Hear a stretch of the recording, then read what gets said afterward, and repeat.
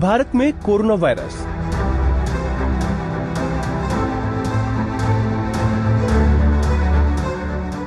भारत में corona virus संक्रमण को रोकने के लिहाज से अगले 3 से 4 सप्ताह बेहद अहम है। यहाँ कोरोना वायरस का पहला कंफर्म मामला 30 जनवरी को सामने आया था। इसके बाद इस महामारी को रोकने के लिए सरकार द्वारा कई कदम उठाए गए। भारत ने कोरोना वायरस संक्रमण को टेस्ट करने की अपनी क्षमता को बढ़ाया और अब 3 सप्ताह तक चलने वाले लॉकडाउन को 15 अप्रैल से बढ़ाकर 3 मई तक कर दिया। भारत में 1 अरब से ज्यादा लोग अपने घरों में कैद हैं। सड़क, रेल और हवाई मार्ग से यातायात सेवाएं निलंबित हैं। भारत इस महामारी का सामना कैसे कर रहा है, इसको लेकर दुनिया भर के स्वास्थ्य विशेषज्ञों की नजरें टिकी हैं। भारत का क्षेत्रफल भी बड़ा है, घनी आबादी है और बेहद कमजोर स्वास्थ्य सुविधा है। ऐसे में संक्रमण फैलने का खतरा भी ज्यादा है। देश के एक प्रमुख वायरोलॉजिस्ट ने गोपनीयता की शर्त के साथ कहा, इस डर से काफी लोग चिंतित हैं। ये वायरस संक्रमण के शुरुआती दिन ही है। 3 से 4 सप्ताह में तस्वीर साफ होगी। ब्रुकिंग्स इंस्टीट्यूशन के वरिष्ठ फेलो और अर्थशास्त्री शामिका रवि भारत में कोरोना संक्रमण के फैलने पर नजर रख रही हैं। उनका कहना है कि भारत ने अब तक अच्छा किया है। यहाँ एक्टिव मामले 7 दिनों में 2 गुने हो रहे हैं। ये पहले की तुलना में धीमी दर है। मौत की दर भी कम है, लेकिन अब ये बढ़ रहा है। हमारे यहाँ संक्रमण की दर ज्यादा नहीं है और ये तब है जब हमारे यहाँ आग से खेलने जैसी स्थिति है। हमारे सारे टेस्ट पूरी तरह प्रोटोकॉल से होते हैं। लोगों की ट्रेवल हिस्ट्री, फिर उनके संपर्क में आए लोगों की ट्रेसिंग और फिर जांच होती है। हालांकि और पॉजिटिव मामले मिलने की संभावना ज्यादा है। कई लोग ये भी बता रहे हैं कि अस्पतालों में कोविड-19 संक्रमण और इन्फ्लुएंजा जैसे बुखार को लेकर पहुंचने वाले लोगों की संख्या में तेजी आने की रिपोर्ट नहीं है। ऐसा होने पर यह कम्युनिटी ट्रांसमिशन का संकेत होता, लेकिन ये भी संभव है कि जनवरी की कमी और कमजोर रिपोर्टिंग के चलते ऐसा हो रहा है। इंदौर के एक निजी अस्पताल में कोविड-19 के 140 से ज्यादा मरीजों का इलाज चल रहा था और इसमें करीब 1/3 मामलों में स्थिति गंभीर थी। रविवार तक अस्पताल में एक दिन में 40 नए मामले पहुंच रहे थे। अस्पताल के चेस्ट स्पेशलिस्ट डॉक्टर रवि दोषी ने बताया, हमें लगा था कि संक्रमण के मामले कम हुए हैं, लेकिन अचानक से फिर 2 दिन में मरीजों की संख्या काफी बढ़ गई। वहीं क्रिश्चियन मेडिकल कॉलेज के वेल्लोर से वायरोलॉजी के retired professor T Jacob John जैसे एक्सपर्ट के मुताबिक भारत को बुरी स्थिति के लिए निश्चित तौर पर तैयार रहना चाहिए। टी जैकब जॉन ने कहा, हमें नहीं लगता कि हम उस समस्या की गंभीरता को अब तक समझ पाए हैं, जो अगले 2 महीने में सामने आने वाली है। काफी लंबे समय तक वायरस हमारी प्राथमिकताओं को निर्धारित करेगा।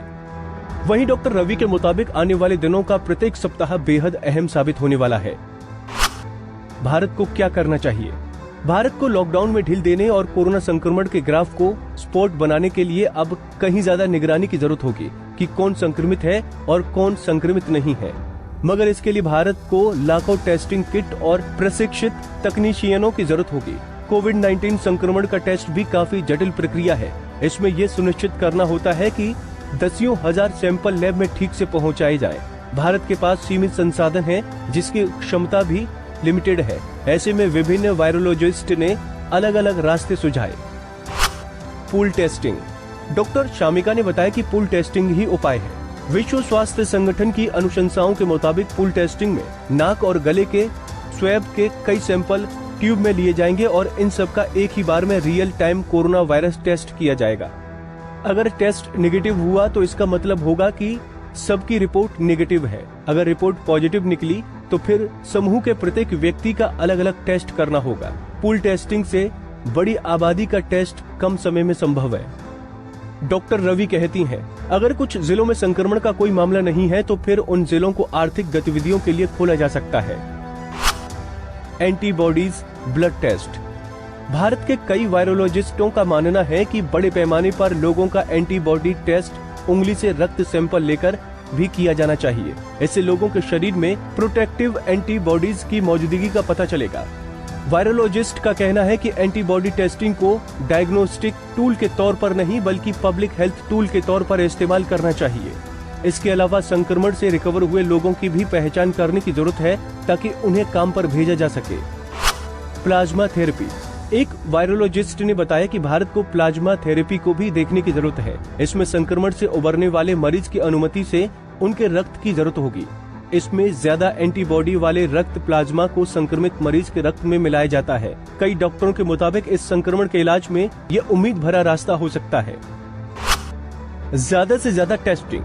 ज्यादातर वायरोलॉजिस्टों का कहना है कि भारत में ज्यादा से ज्यादा लोगों को टेस्ट करने की जरूरत है।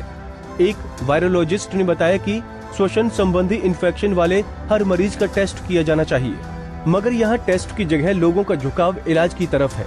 लोग बीमारी के लक्षण को चिकित्सकीय संकेत पर भरोसा करते हैं, मगर संक्रमण के कारक और बीमारी की वजहों पर ध्यान नहीं देते, और जब ज्यादा बीमार होते हैं तभी टेस्ट कराते हैं। डॉक्टर जॉन के मुताबिक भारत सरकार इस वायरस के खिलाफ अपनी पूरी क्षमता से लड़ रही है, लेकिन हो सकता है कि ये पर्याप्त नहीं हो।